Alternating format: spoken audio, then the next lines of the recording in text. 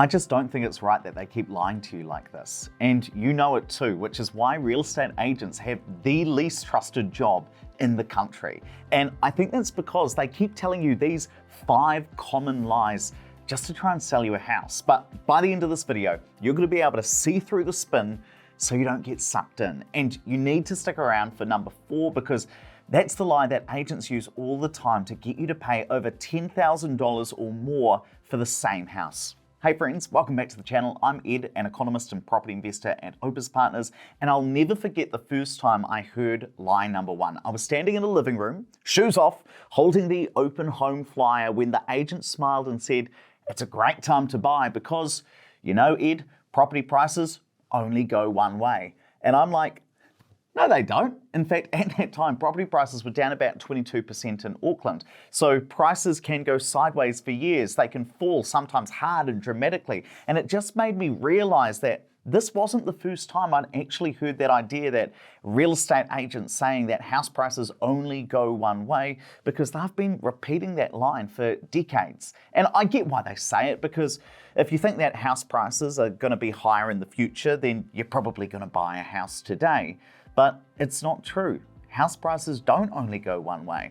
But if you think that's bad, the next lie is going to make you want to throw your phone across the room, which is that agents will fudge the numbers and obscure what the price really is.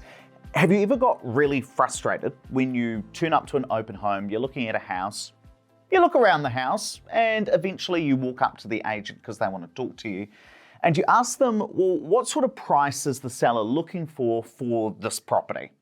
And then they look at you and they say, well, what do you think it's worth? And often I'm standing there thinking, mate, I'm not the one wearing the name badge. And the reason this annoys us all is that you know that the agent has talked about the price with the seller, because you know the first question that the seller asks the agent is, well, what do you think you could sell my house for? And legally, the real estate agent must give a CMA, or a comparative market analysis, to the person selling the house before they get the listing. Now that's just a document that they give to the seller which shows how much similar houses, similar properties have sold for in the area over the last couple of months, and therefore how much the agent thinks that this property might sell for. So you know that they know how much the seller wants, and they know that you know that they know how much the seller wants, and it's actually the most insane way to try and sell a house. But these little price games, it happens in other ways too. So I was once looking at a house and I said, Janice, she was the real estate agent, Janice, what do you reckon this property will sell for? And she said, it'll have a 1 in front of it, as in $1 million or more. And I said, Janice, this is Auckland, I could have told you that. Can you be more specific? And she said, low ones. Now, when you hear low ones, you might think, okay, maybe this house is going to sell for 1.2, maybe $1.3 million. No, it sold for over $1.7 million. Now, I don't want to be too mean to Janice, because, you know, a real estate agent doesn't know exactly what a house is going to sell for until they start to get some offers in. But as a buyer, you're not expecting or asking for an exact price. You're looking for a ballpark. You want to know, am I barking up the wrong tree by looking at this house? Is it too expensive for me? Do I have a hope in buying it? Because ultimately you don't want to spend money on lawyers and property inspectors only to turn up to the auction, get blown out of the water, and realize that you wasted all of this money. And then you're left feeling down when you realize that you never really had a hope in hell of buying the thing. Now there's this saying in real estate among agents, quote it low, watch it go. Quote it high, watch it die. And what that means is that agents think that when they're asked how much a property could sell for, they're going to say a low number to get more people interested, to get more offers in the door. That way they can create some competition and sell the property fast. But you can beat the agents at their own game. Now here's the trick I use every time I'm house hunting. I jump on realestate.co.nz, I hit sold, and boom, you can see what houses are actually selling for in your area, and then you can just get a sense of what the property that you want to buy could actually sell for. Now, it ain't perfect, but it'll get you that ballpark that you need. But the third lie that gets my blood boiling, which is probably the most dangerous of them all, is when a real estate agent says, this will be a great investment, when what they really mean is, I'd like you to buy this house off me And I remember one couple I met, and they bought a seemingly great investment, or at least that's what the agent said. But when we ran the numbers, the rent barely covered half the mortgage. And that's when I realized that agents aren't thinking like investors. After all, there's probably never been a real estate agent in history who's ever looked at a house and said to a buyer, "Oh yeah, mate, this would not actually make a great investment." Because here's the key problem. Most real estate agents, they specialize in selling homes to home buyers, because people buying houses to live in make up well over half of the buyers in the market. And that's why agents think like home buyers rather than investors. And they say things like great investment without really knowing what that means. And that's fine. You know, a real estate agent's job, it's really just to sell the house. But that's the thing. If you're trying to make money from property, you can't afford to be sold a dream. You need someone who can actually run the numbers with you. And the real issue that I actually see is that if you're looking to buy a rental property, you tend to start by going to open homes, and that's where the real estate agents are who are trying to flog off a house. But if you want to talk to a property investment expert who can help you run the numbers, you've got to go consciously searching for them and go down another path.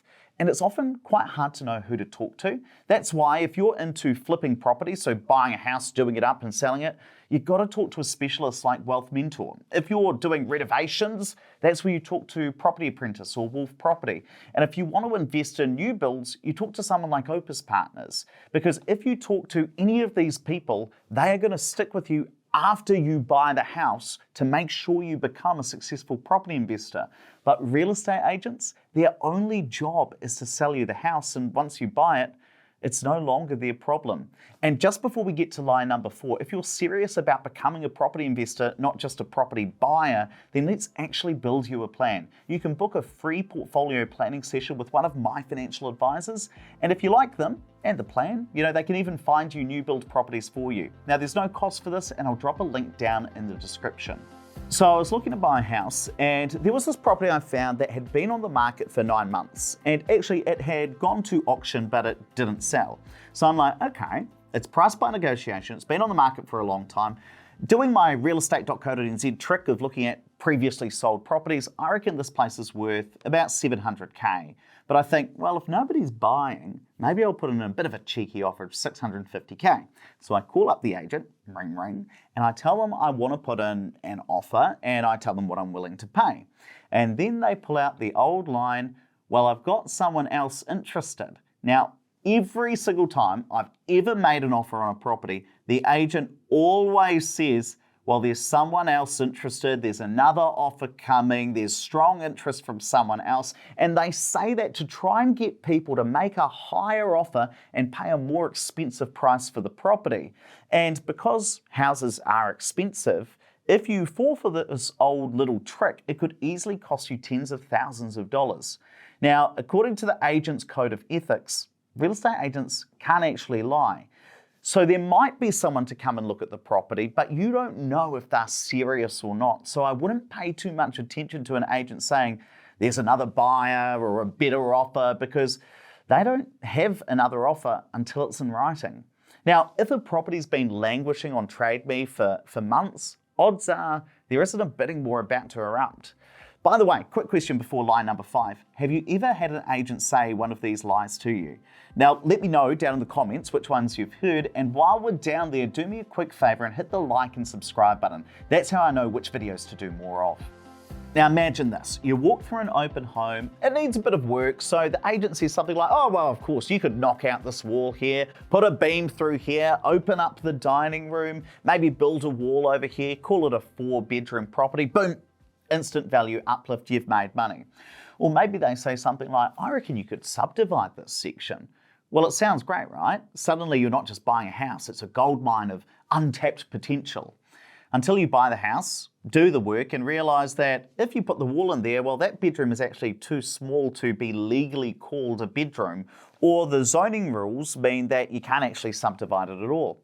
You see, the trouble with real estate agents, they're not builders, they're not planners, they're often not investors, they're salespeople. And their job is to make you feel like the house is perfect. Their job is to sell the house, and in doing that, they sometimes make it sound like renovations are simpler than they really are. And so sometimes you hear real estate agents giving advice, or what sounds like advice, like, oh, you could reseal the driveway, that'll increase the value. But they don't carry responsibility for what they're saying. They're not accountable for that advice. And you don't want to take that advice, spend 6 figures, and then find out that the value of the property didn't go up by nearly as much as you thought it would. And that's why I often say to people, if you are going to renovate a house, it's better to talk to people who are experts in that thing. And that is the thing. Most of these aren't full-blown lies. They're clever little twists of the truth designed to make you feel confident just long enough to sign the contract on the house. But once you know these 5 lies, you can walk into an open home with confidence because now you're the one in control. And that's how you stop getting played. Now, if you liked this video and you want more, you've got to watch this next one about how to use one house to buy 5 more. Click the video here and I'll see you in the next one.